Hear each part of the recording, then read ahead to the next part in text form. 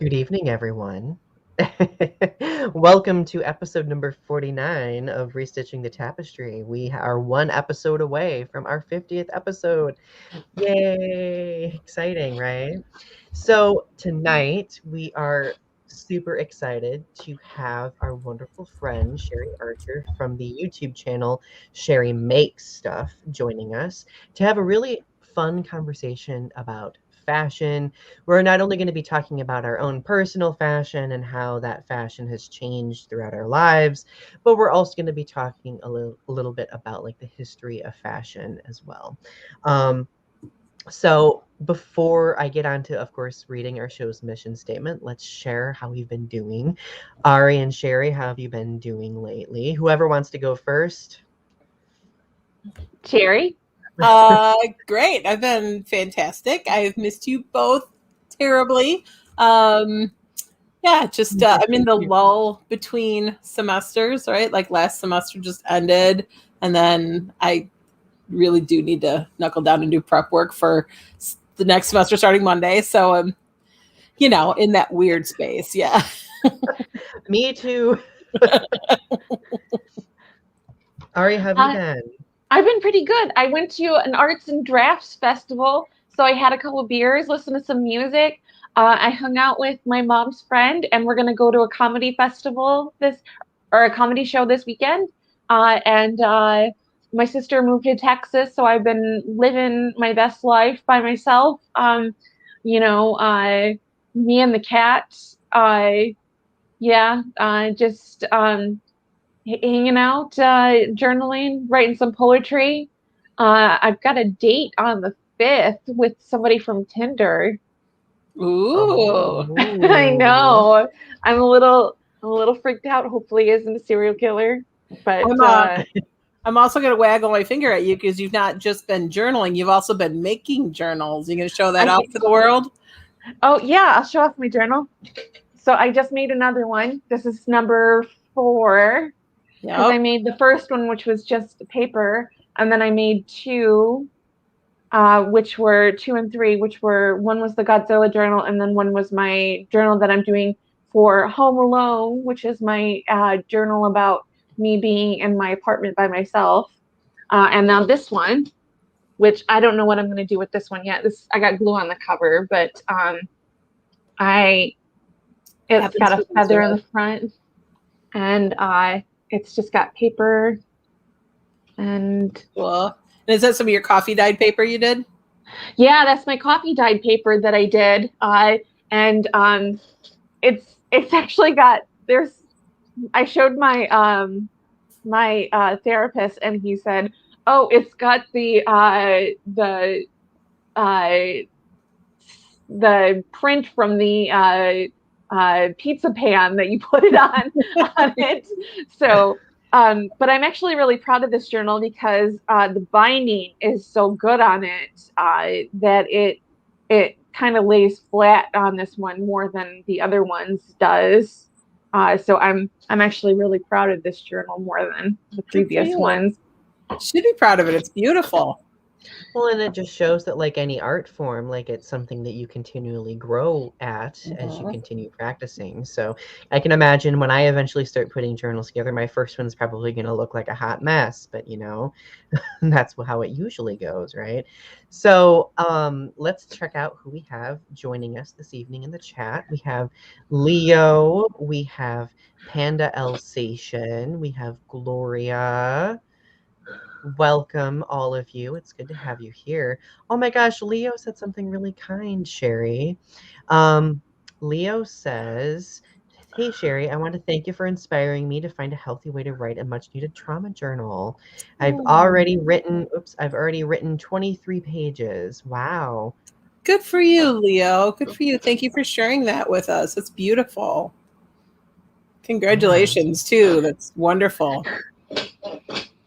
And Leo also says it's a scrapbook style with written portions that are strictly song lyrics, poems, and quotes.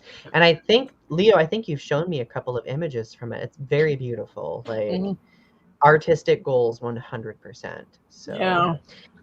And Gloria says, "Ari, I love it. Glad to see your journal. Very Thank good. you. And Leo also compliments it too. So this is really exciting. I love our three-way conversations because I always feel super creative afterward, especially because I feel like we're all creative souls here, you know. So it's very refreshing for me, of course. So before we get on to talking about tonight's topic, I'm going to, of course, go through our show's mission statement, okay? So many witness different atrocities, large or small, that fray the social fabric around us, and much of the time, many may feel powerless and know not how to address those. This fray has gotten worse with the rise of social media as we are able to share in trauma as it goes viral and we are able to experience this collective grief on a mass scale. And what we often don't realize is that a lot of these atrocities happen to marginalized communities and are often initiated by privileged groups who don't realize their involvement. So, our goal with this show is to not only educate ourselves, but also help perpetuate what we learn and help to, in some way, restitch that tapestry of sorts. And we do that through conversation, creativity, and action. And obviously, with our show, we emphasize the creative aspect a lot, which is what we're going to be, again, talking about today in the form of our fashion histories and fashion history in general. Okay. So, um, okay. So let's talk a little bit about, like, Sherri, I'm going to put you on the spot right off the bat. Okay. So, how and why has fashion become significant in your life? It's funny that. Sure, absolutely. It's funny that you should ask that. So fashion's always been interesting to me, and it's always been very influential to me. And I don't know if I can really pinpoint exactly when that happened. I do want to say, this might sound kind of weird, but like my brother came out to me when I was like, I don't know, 9 years old or something like that. And I was always kind of raised around his friends, and I like learned about drag queens and stuff when I was like very young. And so, these women were always like very interested in fashion and very interested in looking fabulous and, dressing beautiful, and things like that. And that just really influenced me heavily, I think. And then, my brother and I would watch old movies, from the 50s and watch the old divas, Marilyn Monroe and Jane Russell. And I just became very, infatuated by these larger than life women, not just these women I was meeting in real life, but, these icons on the silver screen. And so it just really captured my imagination. And then I started to become aware of, kind of historical fashion. And I started to read, semi-historical and historical novels, and anything that had like descriptions of clothing, in it, I was like super into. So, if anybody's familiar with the book, Little Women, there's a story where Meg, the eldest daughter, goes off to a ball, and there's this like deep description of her dress. And I was just like obsessed with like every little detail. And I would try to recreate these dresses based off of the descriptions with fabric on my dolls as a child. And I don't know, it just was always interesting to me. And so then I started to, study and learn about things and research stuff long before there was an internet. This is back in the dark ages, before, when punch cards were still a thing. Not really, but almost. Teletype and, that sort of thing. It was just, I don't know, it just always fascinated me. And I was always very interested in, how things changed and how things grew, because, you become aware of something like, say, from the Victorian age, right? Well, Queen Victoria was queen for a very long time. And when you talk about the Victorian age, generally you're talking about, kind of the 19th century, which is like 100 years.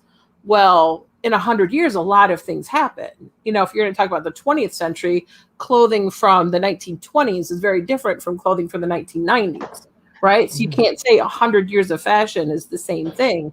So I just became fascinated and interested in that change over time and why things changed and how things changed. And a lot of that with women's clothing, of course, became tied up with the feminist movements and, and women, gaining mobility and gaining different, strengths in society. And so I became interested in that. and how fashion started to become an expression of, people, and how it became a symbol of how things were changing in the world. You think about how, and clothing in and of itself is a fascinating thing to me, because it's very symbolic, and it's very, what's the word I'm looking for? It's very accessible, right? Like, you think about it, any time throughout the ages, when you're born, you wear special clothing. When you die, you wear special clothing. When you get married, you wear special clothing. Like, on all these pivotal, when you graduate, when you go through all these different points in time in your life, the one thing that's the same pretty much across cultures is there's a special fabric or special clothing or something special that you wear that's the touchstone of all these moments in your life. So it's this very human thing that we do, right? It's cross-cultural, it's cross time periods, it's all throughout time, and it kind of always has been, as long as we know, as long as there has been a history of clothing, this has kind of been true. And so that's just fascinating to me, how there's this one thing that can be so different, but yet connects us all as humans. And so I kind of became obsessed with textiles in general, which is why I'm a fiber artist, but also specifically, I've always been interested in fashion and fashion history, because it's part of human history and part of human growth. Did I answer your question? I'm sorry. I am a sponge right now, soaking in this knowledge, and I'm loving it. No, yeah, that kind of reminds me, like, fashion history. Like, I remember when I was a kid, and we would go to our first communion. We had like a special dress that they would put us in, right. And like, it was like, for everyone, it was like a little white dress, and my mother always made the dresses, and it was always like little lacy, and it was always white, and it was like, and you had little gloves and little shoes, yeah. And you would go up and you would take the bread, and you would drink the wine for the first time. You would do confession, and it was just this little ritual, and it was, I just, yeah, when you're talking about the history, that's like the first thing I thought about was, it was always the same with every kid. And there's my mom has all these pictures of us going to our first communion. And you think about, like, any kind of ceremony like that, right? Like, you think about christening gowns, quinceañeras, you think about, like, Frida Kahlo and how she dressed, she dressed in traditional Mexican clothing. Think about when people get married, one of the first thing that is asked is, oh, what are you going to wear?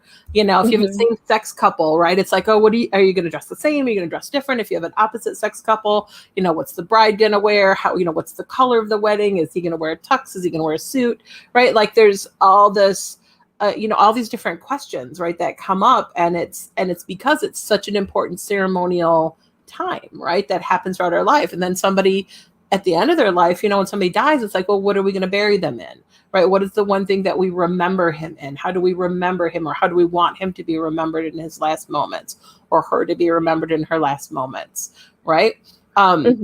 It's just such an important part of our, and you think about, right, like, and I think about, like, some of my friends, who their clothing can become such an expression of who they are.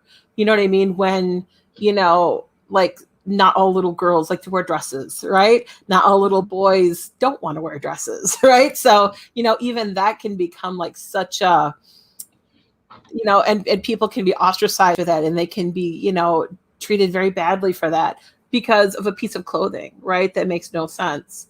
When I was in high school, back in the dark ages again, we had a dress code, as most high schools do.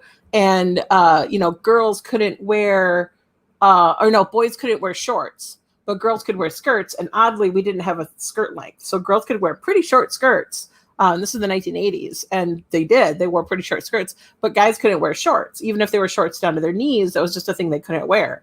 And so one of my friends who I went to high school with wore a skirt to class one day, because he's like, well, this isn't in the rules. It doesn't say I can't wear a skirt, and skirts of any length are allowed to be worn. So, that's kind of his big protest. So it can be a protest, right? It can be, an expression of who you are. It can be an expression of, the position you're in your life. It can be an expression of, and everybody makes a choice. When they get up in the morning, even if you just throw something on, you still made a choice to not choose.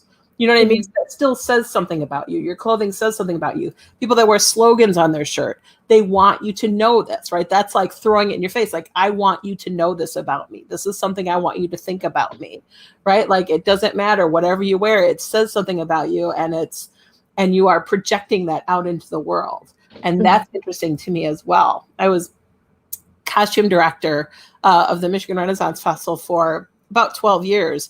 And that was always something I told my cast to think about. How do you want people to see your character, right? What do you want them to think about you when they see you from afar? Because they're going to see you before they ever hear you.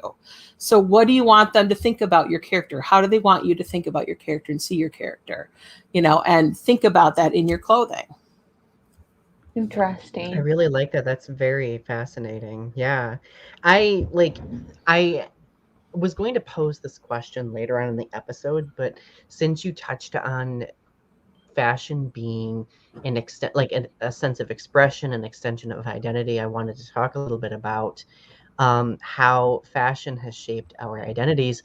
I'm always intrigued by my friends and a lot of people who I know who are very much passionate about fashion, and to learn about their histories with it.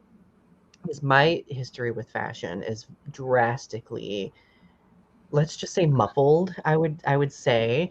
And most people think like, Donny, that's odd. I would not expect that. But it is true. I grew up Seventh-day Adventist. My family, I grew up like my first 5 years of life being Catholic, and then we became Seventh-day Adventists. And one very passionate philosophy that they have is not drawing attention to yourself by adorning the body with jewelry, like flashy fashion. And mind you, their definition of flashy fashion could be a whole variety of different things. But quickly, I had any interest in fashion that I had as a child, like squashed like very fast, right? So at that point in my life, like I really focused on just trying to blend in with everybody else, not wanting to really draw attention to myself. And I really think it contributed significantly to like a lot of like awkward clothing situations. And then late high school and early college hit, and I was like, wow, I can experiment with my fashion. So I went through like these emo, punky, gothy, rocky phases where I was like wearing a lot of makeup or eyeliner and wearing a lot of like dark clothes. Mind you, I still love dark clothing, but that's besides the point. But I didn't start feeling freer with fashion until I was kind of brought out of that little, I don't know, like little cave that I was dwelling in, let's just say. And it was very freeing. It was very exciting because I never really understood that I could express myself in that way. And at that point in time, I think shaping my identity fashion wise, like I started looking at like musicians that I loved, because musicians kind of came like my first little I don't know, transition into being interested in fashion. So I was like super obsessed, still am obsessed with Amy Lee of Evanescence. And of course, Lady Gaga. How can one not be obsessed with Lady Gaga in the fashion world to some degree, right? So when I started realizing that fashion could be tied to sending messages, that really resonated with me, because I mean, as a writer, just I love being able to send a message in a variety of different creative ways. So Yeah. yeah, And so yeah, it was really freeing. Yeah. Sorry, I didn't mean to talk over you there. Oh, no, you're good. You just made me think, like, shout out to my mom who's in the chat. Hey, Gloria, what's up, girl? Hey, Mom. My mom was so great when I was a kid growing up. Like she was pretty, not fundamentalist, but pretty like naively brought up, and she was like very Christian and very like, mind your P's and Q's kind of thing. But she was like totally okay with us expressing ourselves with clothing. She was just like, it's just hair, it's just gonna grow out. So she didn't care if I like dyed my hair weird colors. So I've had I don't want to shock you guys, but when I was younger, I had weird colored hair and like expressed myself with jewelry, and like, thank goodness I grew out of that, right? Like you know, punk kid growing up and stuff in the 80s, like, you know, loved Madonna and Cyndi Lauper and, you know, wanted to dress like them and stuff. And my mom was so supportive of that. She really was. She was super great about that. And I always appreciated that. I always appreciated that she gave us room to express ourselves and she allowed us to dress however we wanted to, pretty much, you know what I mean? As long as we weren't like showing too much skin. But even then, like, she was pretty understanding about stuff and she never shamed me or made me feel like anything I did was gross or weird or, you know what I mean? She'd laugh sometimes. She'd be like, well, it's just silliness. It's just teenage stuff, whatever. Like, she's just expressing herself. It's fine.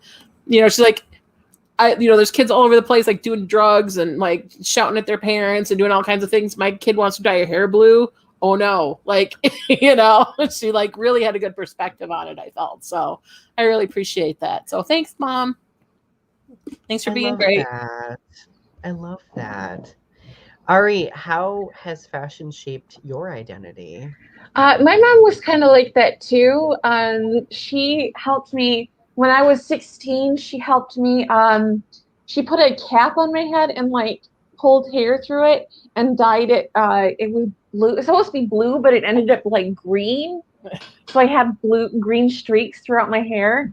And like this is like in the early 2000s when like people were streaking their hair like blonde, so like green was kind of like not an acceptable color, so like I kind of got ostracized, like people made fun of me for it, and I was like, whatever, I'm doing the cool thing, like I'm being the punk kid, whatever. And so but I was one of those kids that like I grew up in the grunge age, like early 90s, so my sisters, we kind of like were boys in the fact that like we all dressed in jeans and baggy sweatshirts and flannel. So we kind of went through that phase. Yeah, we grew up in the countryside. So we kind of grew up poor, where, you know, fashion, you have to kind of like show that you're not poor. So like fashion was kind of an important thing to like posture that you didn't look poor. Mm-hmm. So we often would like dress nice to like look like we weren't struggling financially. So we would always like have nice clothes. My mom always made sure that we had nice clothes to like show that we didn't look a certain way. I always like kind of didn't care about how I looked sometimes. So my mom would like shop for me for a long time. She would just be like, here, have some clothes. And I'd be like, okay, here, I'll just dress it however you want to dress me. And she did this up until I was about like maybe 15. And I would just wear what my mom bought me. And so she dressed me kind of like a child of the 60s. So I dressed like a hippie kid for a long time. Like I would wear like, and I wore, and then when I was in high school, the low rise pants. You remember the low rise pants? I had to wear those throughout my high school career into like college because those were the only pants available. And I was I've always been chubby. Okay, I just want to say, girl, I was born in the 70s. I had to live through low-rise pants twice in my lifetime, and I've always been chubby, and they are awful. They're the worst because they always make you look fat. Mm-hmm. They show off your butt crack. You can't ever pull them up, ever, and they make you look like you've got a beer belly. Mm-hmm. Like you just look bad in the pants. Mm-hmm. And they're trying to bring them back again. Gen Z is trying to bring them back again. The monsters are trying to bring them back again. And I'm like, don't do it. We got high-rise pants back. Leave them. Right. I'm with you. I am so with you. I've got trauma associated with low-rise pants. I remember an SNL skit back in the day where they put a quarter in the plumber's crack and it set him going like a pinball machine. Like they were like, I can go now.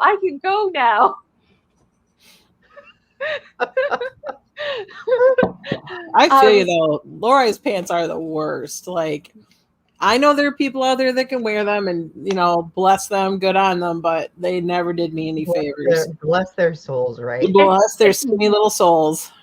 It's very few and far between who can wear low-rise pants accordingly, and like, what? Mm-hmm. No, everybody looks good in high-rise pants. Everybody looks good in high-rise pants. Not agree. Everybody looks good in low-rise pants. That's kind of how I feel about like other fashion pieces, like skinny jeans, for example. I was actually just having this conversation with my partner the other day. Some people look really good in skinny jeans, other people do not.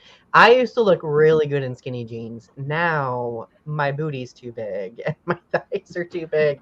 So whenever I wear something like that, I look like I am bursting at the seams, quite literally bursting at the seams. Yeah. In my 20s, I looked really good in skinny jeans. I could not pull off skinny jeans anymore, but I used to look real good in skinny jeans. I have never looked good in skinny jeans, so I don't wear many jeans anyway. I'm more of a dress kind of girl. I'm kind of a girly girl kind of thing. So I went through a phase where I wore dresses, and I gotta tell you, I found this, and there's a question on here: what's your favorite piece of clothing? And I gotta tell you, here's my favorite piece of clothing that I ever bought. So it was from Goodwill. It was magenta. It was this 50s style A-line dress that had a tie around it. And it came down like this, and it had like a collar on it. Oh, and it had like short sleeves that like pulled, they had like it had like a line around it like this. Oh my God, I would wear that sometimes. And I was at the Grand Canyon and I would wear it, and I was just felt like a little 50s housewife wearing it. And I would wear these like 4-inch heels wearing it at the Grand Canyon. I was like something else. People would just look at me and be like, who the heck is that? That's awesome. That is amazing. That is awesome. So, Sherri, do you have like a piece of clothing that you really resonate with, that you love? I don't beyond know anything. I don't know if I have just one.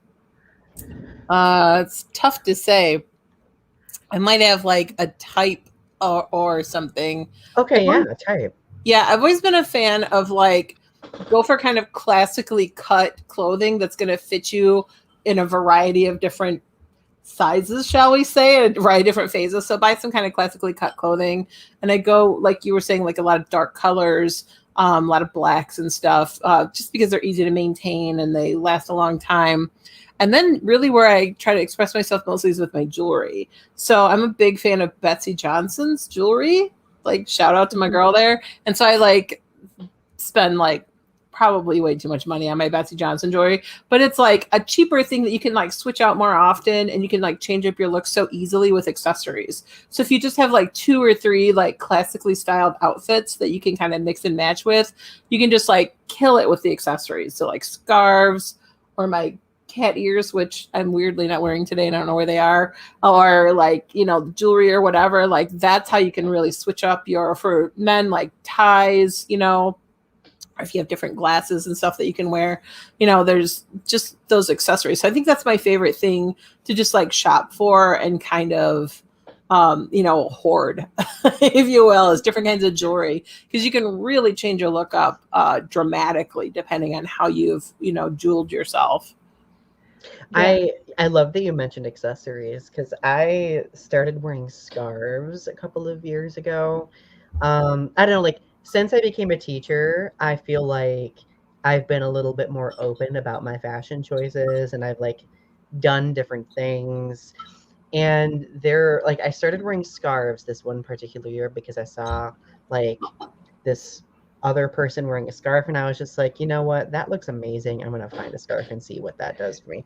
So the next day, like, I show up in like this cute like flannel button down with like these, I think I had like some sort of dress pants on. I can't remember off the top of my head, but I had like this cute scarf, and I felt like $1 million. Like, I was just like walking up in here like, okay. But like, it was one of the first moments I actually felt confident in what I was wearing. Mhm. That's what makes me think of it the most. And all it took was a scarf, like an accessory. I never would have thought that would do that. I just want to say you can also rock a bow tie. Just want to throw that out there. I do love bow ties as well. I don't wear them super often, but I've been contemplating wearing them more. I would like to vote yes. Works for me. My partner has tons of bow ties, and I was always impressed that he never had any of the pre-tied or any of the clip-ons or anything like that. All of his are the self-tied ties, and they. Okay, I'm not that brave for bow ties. I have like pre-tied ones because Well, when you want to learn how to tie them, you let me know because he is very good at teaching. Seriously. Well, I probably will take him up on that because I can kind of do it from YouTube videos, but I've gotten to the point where I'm like, it takes too much time. I just need something that's fast. I mean, do you want to hear a disembodied voice off camera say, yes, I'll help you? Reggie, will you help Donny learn how to tie bow ties? Yes, I'll help you. The disembodied voice says yes. Woo! So I'm not promising something without consent. I appreciate that. Thank you. Oh, I love it. But like you were talking about like a specific style or like a specific, type. The older I've gotten, I've become more obsessed with like plaid styles and like flannel texture, so on and so forth. And like that's a lot of like I would say probably half of my wardrobe at this point. I don't know, I just like I feel cute, like more confident wearing those things and more expressive physically wearing those too. So and that's the thing about fashion, right? And clothing, like if you feel good, you're going to look good, right? Exactly. Right. If you feel confident, you're going to look confident. My son who's in the chat, our panda friend there, we took him shopping recently for clothing because he was going to a wedding and he was a little nervous. He didn't have anything he felt he could wear and feel comfortable in. And so we took him shopping and we were like, okay, here's the rules. Here's how you dress. And we like picked out some things for him and he tried on a bunch of stuff and he came out of the dressing room and I'm like, okay, you look like Reggie, who's my partner. I'm like, you look like Reggie's mini me. Let's start this again. Like, because now we got to throw some of you in there. You know what I mean? We don't want to just make you a carbon copy of somebody else. Like you have to be able to express yourself. Because if you feel like you're wearing somebody else's clothing, you're going to look like you're wearing somebody else's clothing. Or if you feel like I'm wearing this because this is what I'm supposed to wear, then you're going to look uncomfortable. So even if you're wearing like a proper, 3-piece suit, or even if you're wearing a proper tux or a morning coat, if you don't feel confident in it, you're not going to look confident in it. It doesn't matter how high quality it is. It doesn't matter how beautiful it is. It doesn't matter if it's bespoke. You're just not going to look good in it because it's not going to feel like you. And so it's important to know that stuff about yourself, right? Like that you feel good in plaids and you look good in plaids, by the way. And so absolutely that's, what you should go with, right? Mm-hmm. Yeah, thank you. Yeah. I think a lot of people begin by emulating the people in their life when it comes to fashion, right? And there's this transition that we all go through where we start branching out and we're like, okay, like I want to start wearing different things that reflect me a little bit more. And it sometimes is very hard to do. I know like for me it was like extremely intimidating. My first time ever wearing anything sultry, I'll say, was or anything like even remotely different than what I was used to. I consider that sultry back then. I was taken to a gay club for the first time my freshman year of college. And I wore the tightest jeans I've ever fit into. I wore like this really cute top and everything. And I don't know, like I had this moment where like somebody took a picture of me and I saw it like days later and I was just like, wow, I literally looked like I felt confident in that, which is something that I had never experienced before. So like I really do think it's like a lot sometimes you just need to be surrounded by people who are encouraging as well to help guide you through that fashion transition of sorts, if that makes sense. Yeah. I think that's true. I think that's fair. Like, yeah, I think there's something to that. Yeah. So, Leo's favorite piece of clothing is a Wizard of Oz satin jacket. Ooh. Oh, I'm into that. I am into that too. And Panda says very much appreciated on the shopping trip. 5 on 5 on Yelp. Oh, I love it. Yeah, it was what not to wear, but the kind version. Like there was no shaming. There was no, you're stupid. It was like, no, what do you want? What do you like? I love that. See, like, another one of our discussion questions was, what is your earliest memory of clothing and shopping? I'm going to go on a rant here for just a moment, so just bear with me. So, I hate shopping. Mm-hmm. I really hate shopping. Like, I detest shopping. So, when I was a kid, the Walmart that's in Houghton Lake, Michigan was the only Walmart in Michigan. So people would travel far and wide to come all the way up to this Walmart. Ironically, thinking about that now, like Walmart's like everywhere, right? Well, my family, we literally lived in a town just right over from Houghton Lake. But when we would go to Walmart, we would spend like 6 to 8 hours shopping in a clothes section. So I think even at that point in time, like I had like this negative association with like clothing, because I was like, we literally are living in this clothing section for my whole life. Like, can we please go home? So like, I had to even get to a point where I felt comfortable shopping for clothes. Mm-hmm. It was it's just really peculiar how like certain things during childhood shape like. Why did you go shopping for so long? What were you doing? I remember distinctly, like they were usually shopping trips with my grandma and my aunt, and when they would get shopping together, they just would kind of like mill around the store, just like looking at literally everything. Like they probably could inventory the entire store because they looked at and touched every object. So like it was just like something to do. Like I think that's what it kind of became back then. I would just like to say I hear the words come out of both of your mouths, and 10 out of 10 cannot relate. So I'm like, I understand the words you're saying. I just don't understand them in the order you've put them. Like, I don't. What are you saying? You don't like to shop? I know. No, I like my shopping trips. My shopping trip with my mom, so what I would do with my parents, my earliest shopping memory is I would go with my mom to Kmart. And what I would do with my sisters is I would try in clothes, but I would go run and hide because they had those circular things, and I would go run and hide in between the clothes, and I would hide in between the clothes, and I would smell the clothes.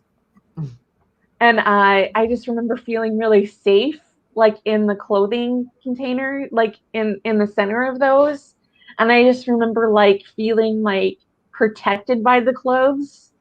And I just remember feeling like that I was like in the right spot. Like I was like I felt really good on those shopping trips because I felt like it was like a fantasy world that I could like run and play in. I like that. That sounds very like comforting. Mm-hmm. I love that memory. It's wonderful. Leo's like, I miss Kmart. Yeah. I have days where I do, and then I have days where I remember that it was my first job ever. Right on. So my earliest memory shopping was from shortly after I learned how to read. And I remember I was with my grandmother for some reason, and maybe my mom must have been there too, and they were out shopping for whatever reason. And I remember it felt like it was taking forever. So I was young enough to not appreciate shopping yet. And I remember deciding I was going to entertain myself somehow. And I'm the weirdest kid in the world because this is the game I came up for myself. I was going to try to figure out what fabric content was based on how it felt. And so I just went around through the store and I would feel fabric and then read the label, and then feel fabric and then read the label. And then I got to where after a while, and I still have this superpower where I can feel a fabric and I can pretty almost always tell you what the fabric content is just from feel. Just because it was like this weird game I did with myself as a kid. It's ended up being very handy as a as a seamstress and as a fiber artist. But yeah, that's one of my earliest memories shopping. But so when we were kids, like you, Ari, we were very poor. So a lot of my clothing growing up was hand-me-downs. I had a cousin I still have a cousin 2 years older than me.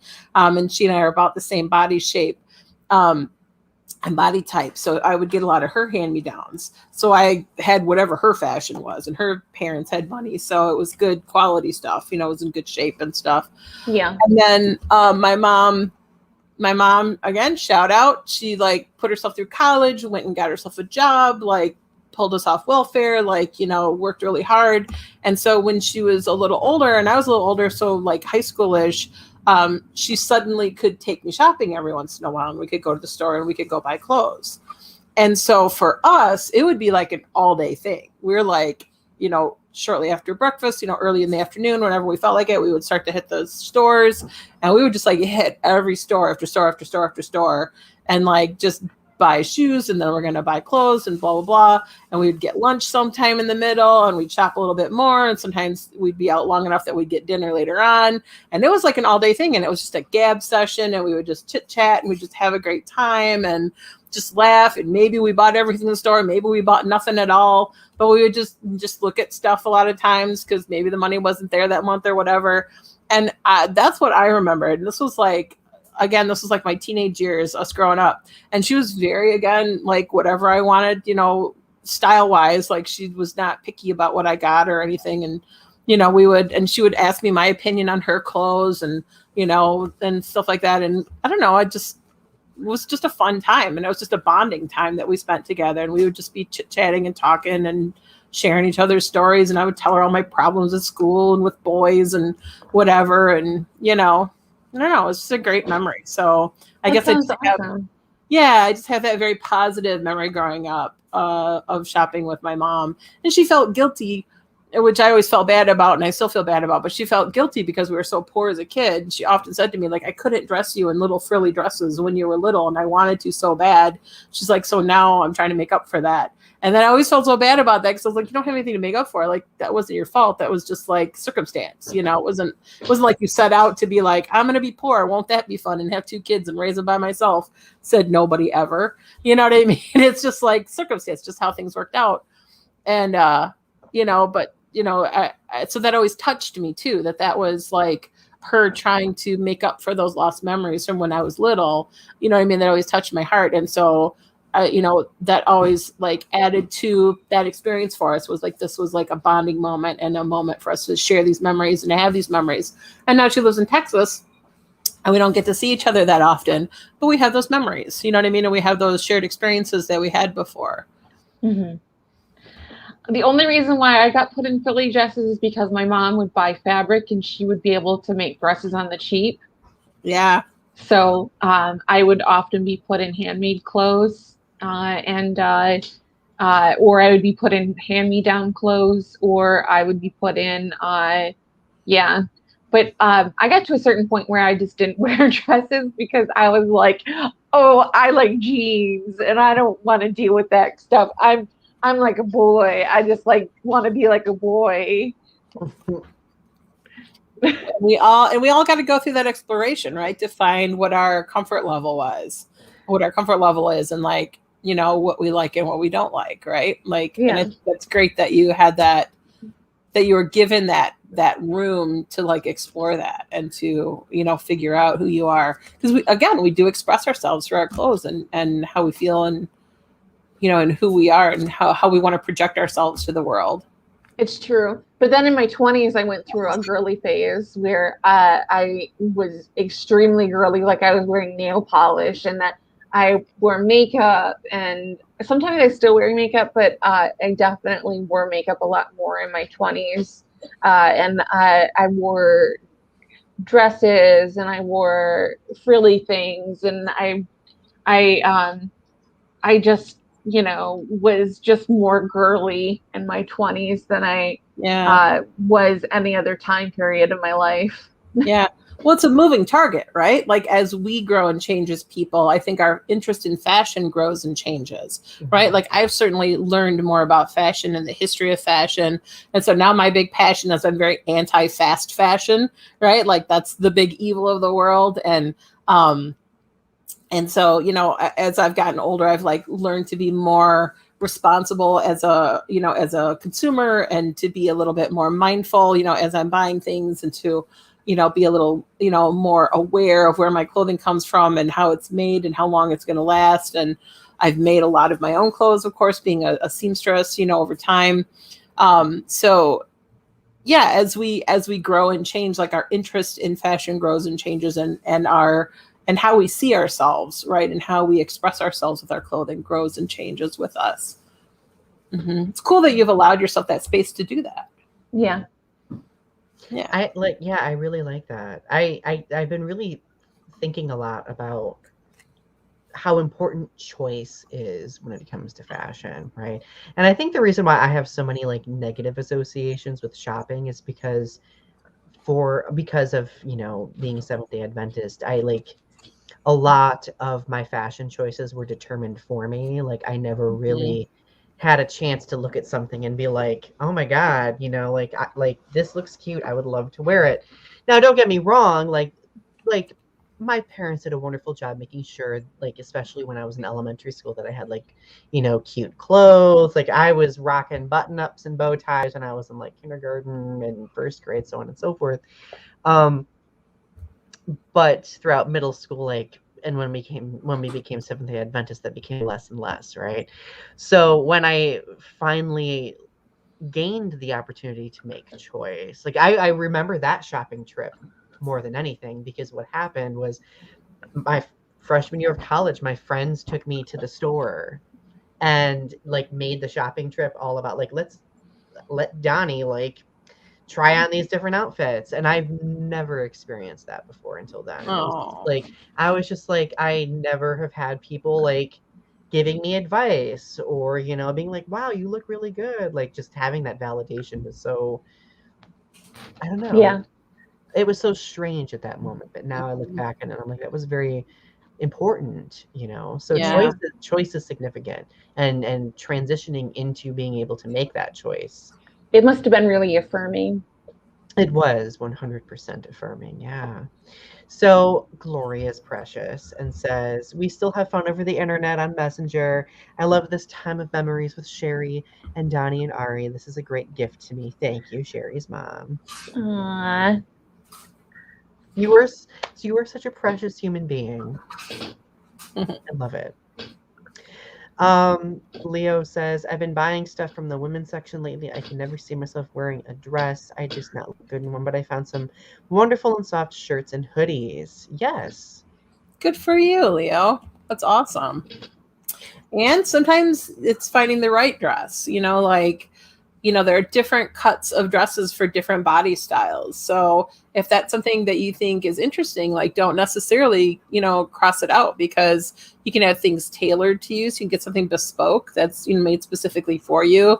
There's all different cuts of dresses. There's A-line dresses, and there's, depending on your body style. So, if that's something that interests you, I would encourage you to continue to explore different lines of dresses and different styles of dresses, because there might be something out there that's for you.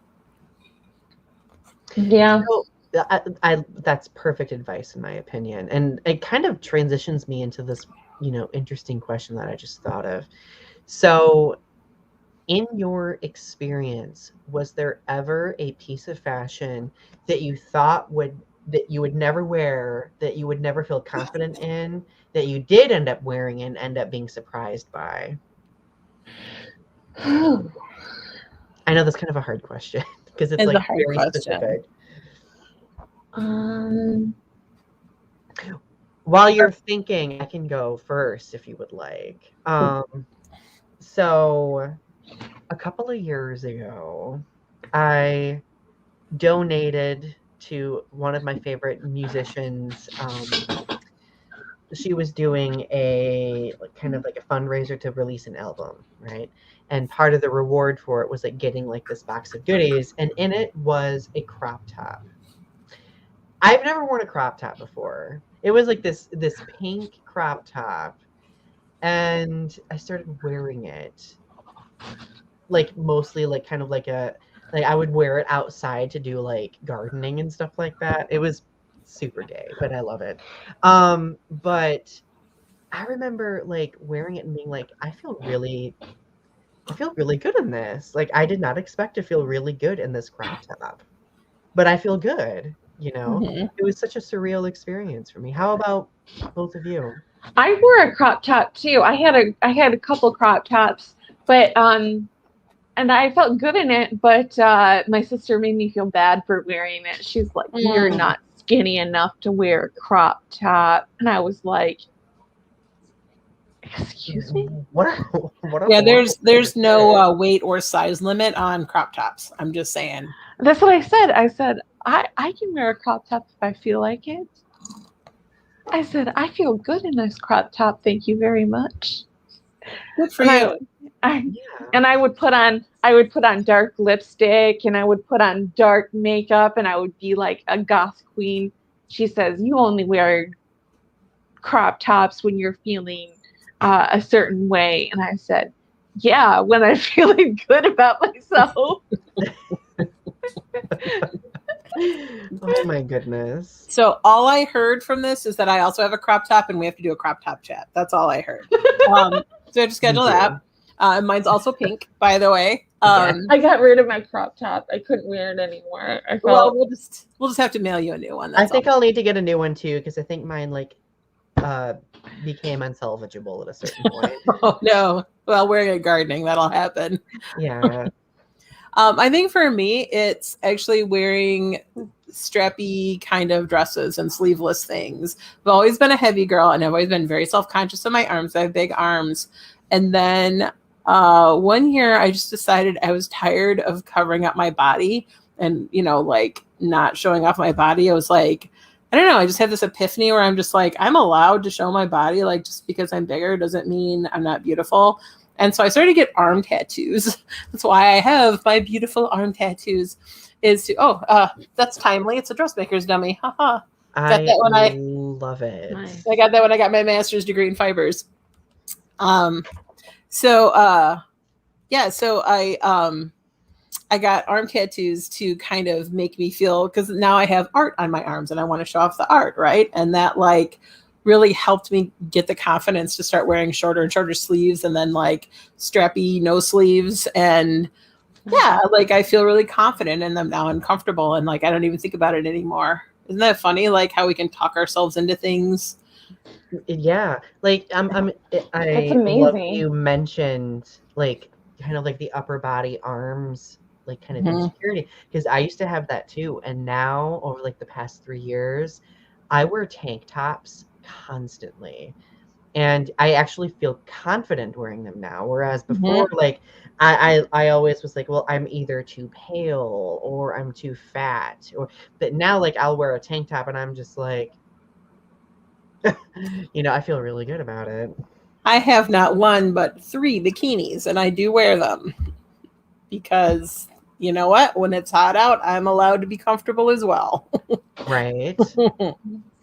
Sometimes I have arm insecurities. Like I'll feel like I can't show off my arms, but lately I've been kind of shedding that a little bit. I wore a sleeveless dress this year a couple times, and I didn't feel so bad about it. So I think that I'm doing okay with that, but sometimes I'm like, no, I have to cover up. So I still kind of have some body image issues with that. I still kind of, but I'm doing better.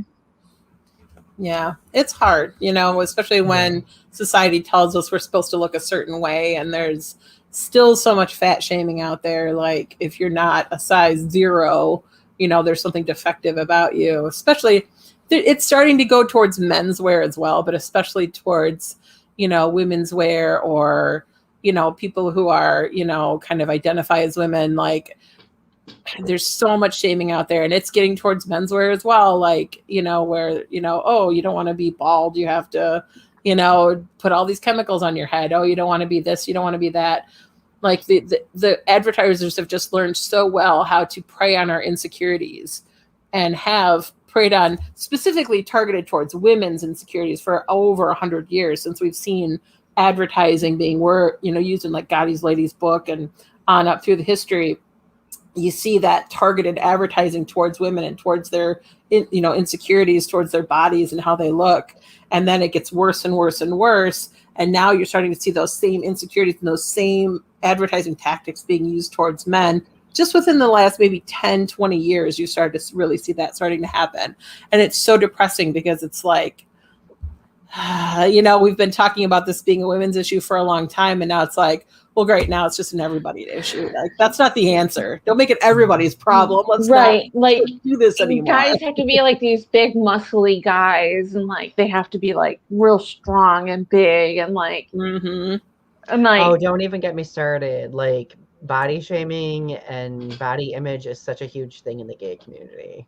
I've done so many videos about it. I could write a dissertation about it, basically. It really is, though. It really is.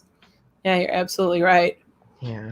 Oh, I have a question. Have you ever gotten rid of something that you regretted later on, like a piece of clothing? Oh, God, yes. For sure.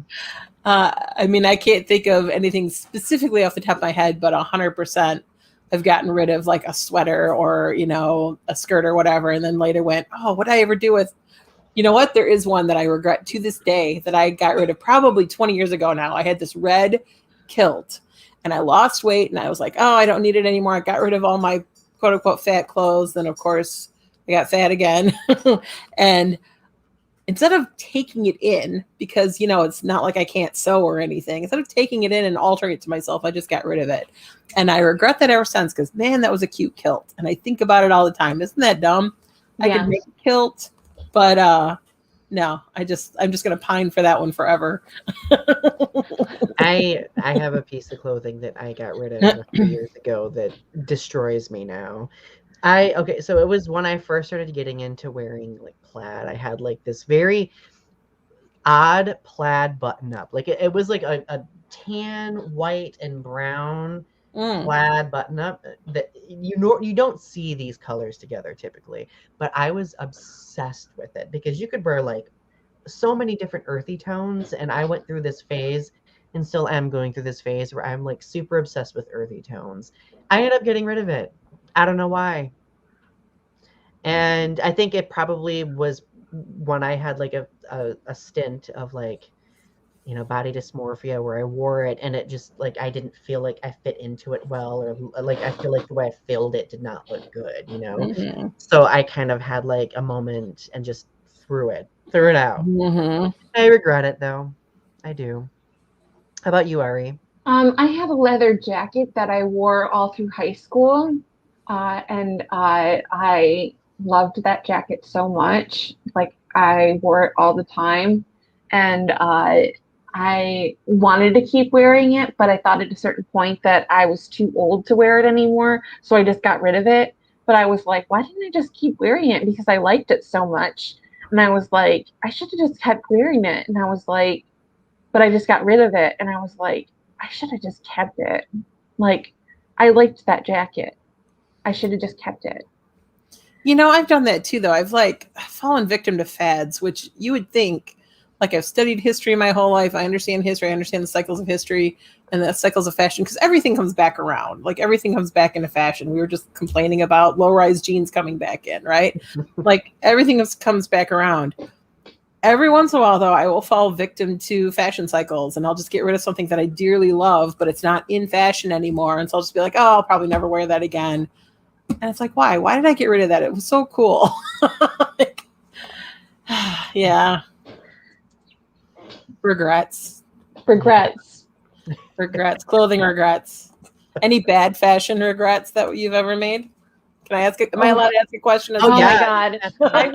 I used to wear jeans in high school. I had a pair of jeans in high school that had ripped off pockets on the butt, and like so they were just grungy looking pants with ripped off jeans on the butt. I looked homeless.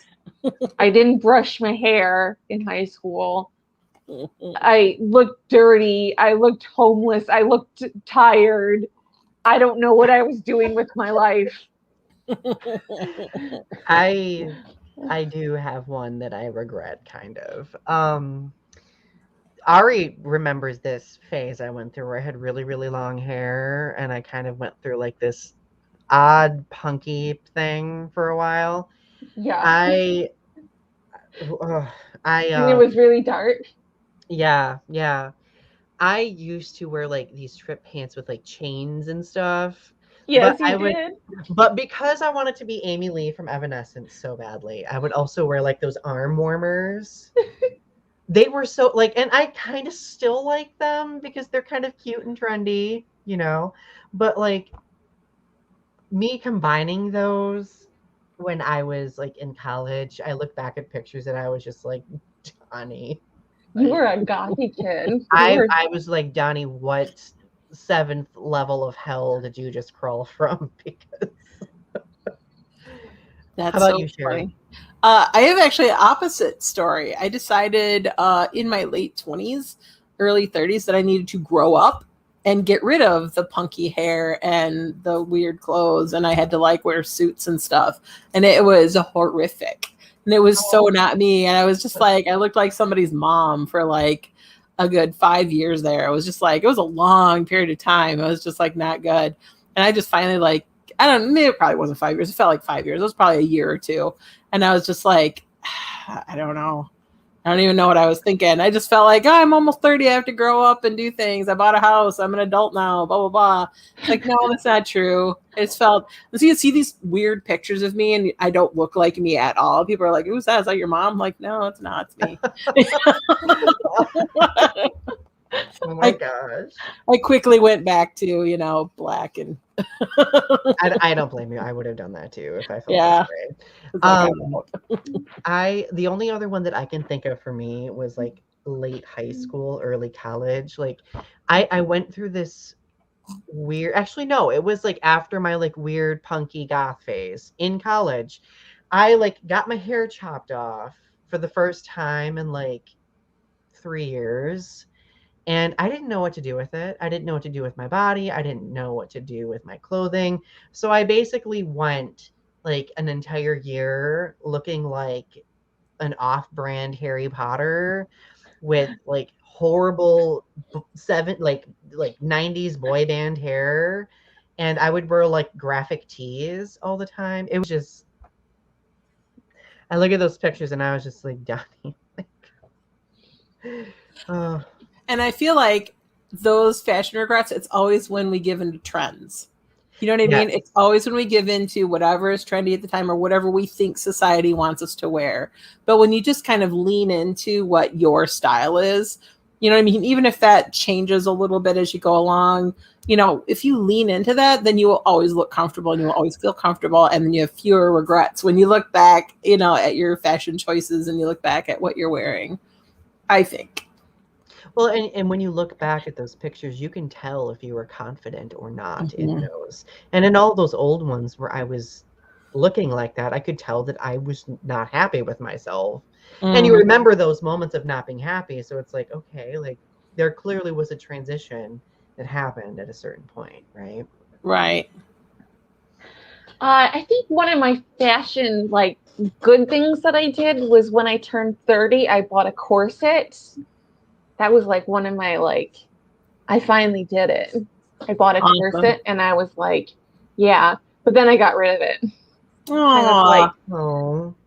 But it was brown and it had a bunch of filigree on the front and it had like a chain across the front. It was so pretty.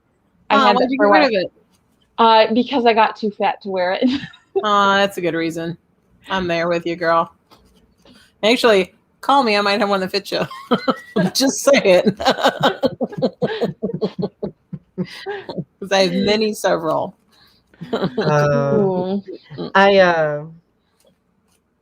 I'm just trying to think of one other example, but I will say, like, building off from what Ari said about like good things, like I really do think that becoming a teacher was the best thing that happened to me fashion wise, because I started getting my shit together fashionably. And like I became really fixated with layering things. Like horrible in the summertime, of course, because it's so horribly hot.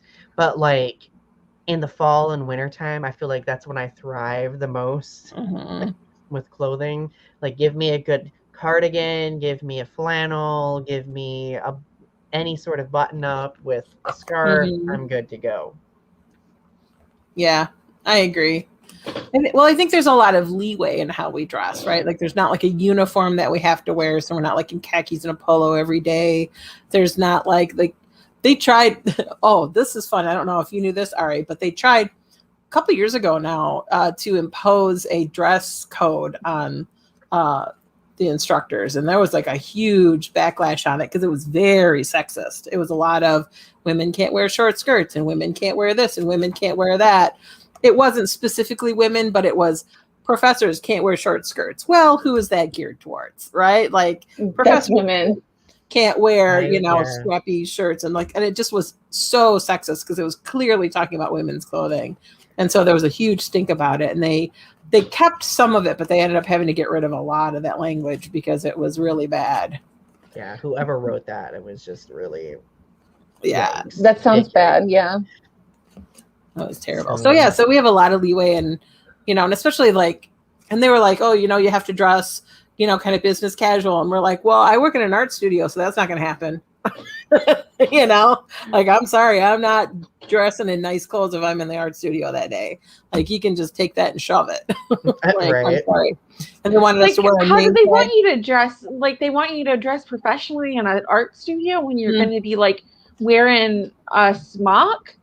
Pretty much, yeah. And they wanted us to wear our name tags. I'm like, I'm also not wearing that. Like I'm around equipment that could get it pulled into.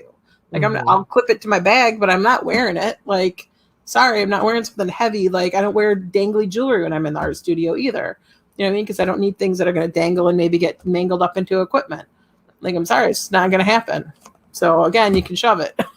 Well, it just shows that sometimes they don't always consider every workplace scenario or setting, right? Right. So, oh my goodness, this has been such a fun conversation. Then again, they always are, aren't they? So, well, my dear friends, we have come to the end. I think we've covered most of our discussion questions, have we? Yeah, I think so. Do we have any parting words of wisdom for fashion that we want to give our listeners, Sherri? Well, again, I would say wear what is comfortable, to you, right? Like, don't worry about what other people think. Don't worry about, what the universe thinks. Like you wear what's true to your soul, and to who you are. And use your clothing to kind of explore that, and kind of figure that out. I love that. I love it. All right. So next week, Ari and I are going to be convening together in person for the first time in a long time, and for the first time for this show for our 50th episode. So we're super excited about that. We might plan some really fun stuff. We'll see how things progress, but it's going to be great. We're looking forward to it, and we'll have to have Sherri back on soon too. Please do. 1000%. I know. I love doing this so much. So. All right, everyone. We hope that you have a wonderful rest of your week. Have a great weekend, and we'll talk to you soon. Bye. Bye.